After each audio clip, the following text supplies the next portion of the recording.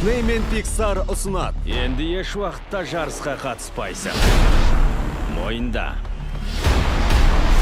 Шынымен Найзағай Маккуин ойыннан кетпек пе? Қашан кететінімді өзім білем. Осы жазда Дауылпаз Джексон келесі хай-тек жарысына қатысатын жас өкіл. Ол жас сайыскердің үшінші жеңісі. в поисках Дори мен головоломканы ұсынушылардан. Күшін кеміген мен, ақылың арта береді. Сізге менің көмегім керек, Маккуин мырза. Найзағай жарқ еткенше жарыс Сен үшін келдім, дауылпаз. тоқтамай. Ғашық!